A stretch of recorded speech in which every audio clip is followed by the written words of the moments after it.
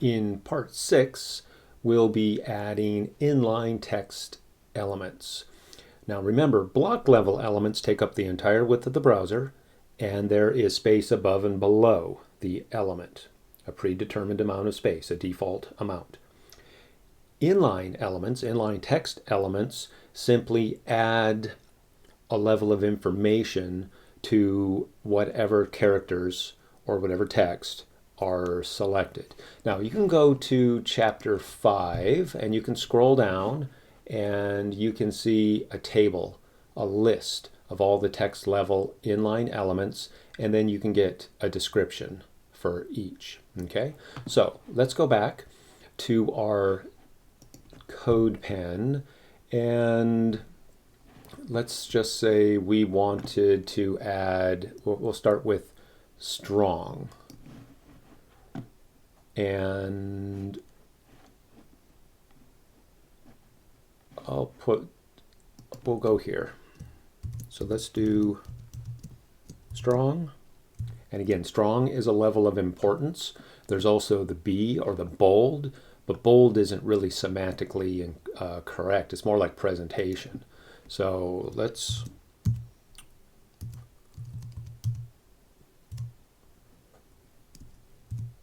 okay, and then we'll save. So underneath education, we're adding a level of importance to the university I went to. All right, so you'll see that we have now added importance to the beginning of this paragraph.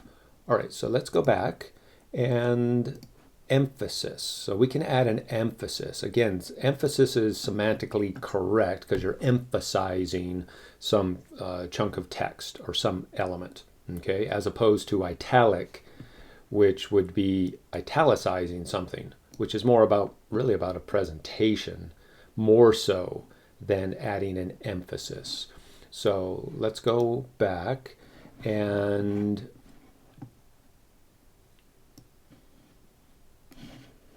let's do an emphasis here, and we'll close our, or end our emphasis, and we'll save. All right, and you can see that we've added emphasis here, okay? Oh, right. So now we have at least 6 more. So I'm going to use next, let's use a BR tag. So let's go back and we'll scroll down to the bottom and I'll find my favorite quotes. And remember, this H3 and this basically I didn't call out any sort of tag here, so it defaulted to a P tag. So each of these, or all of these quotes are just lining up one after the next until we run out of room in the browser. So I'm going to get rid of this extra space here from the example where we used the pre, and let's add BR like so. And I'll add a BR to the end of each, and then we'll save. And that's just a line break. So now we'll get all of these quotes adding up. Okay, so we've done 3. We have 5 more to go. I'm going to go ahead and add 5 more, and then I'll start the video again and just demonstrate them to you.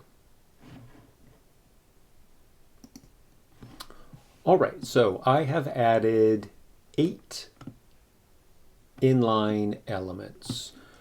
I've added, and we're going to come back and talk about this one, but I've added a span,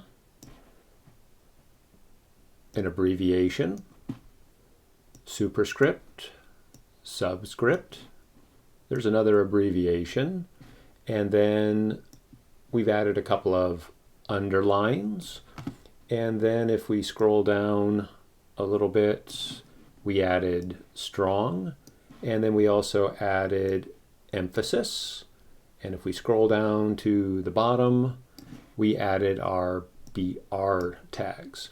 So if we save, and then we go ahead and take a look, and for the most part, up here, you'll see your super, your sub, you'll see your underlines. The abbreviations, we don't necessarily see anything done with the abbreviation, but the abbreviation is helping the machine help the end user. Okay, so again, it's all about semantics. It's about giving as much or providing as much information to the machines through your semantically correct elements. Okay, the better we can do that, the better we can help the end user. All right, and then if we scroll down to the bottom, we'll see that each of the quotes has a line break, and then we also have our strong, and we have our emphasis. So if we go back, and the last one here that I added, which is the first one that I mentioned when we came back from the brief pause, was the span. Okay, so span is generic, which means we can really use this as an element to attach other information or other styles. Okay, so I'm just going to do an inline CSS rule here. Not that this is part of your project, but just to demonstrate a span. So we could do style equals, and then we'll do color, colon, red, semicolon, like so. And then we'll save, and we will update, and you'll see now that the type with the span around it, we're able to add a style, and in this case, style the type red. All right. Okay, done with part 6. We'll come back in the next video and discuss part 7.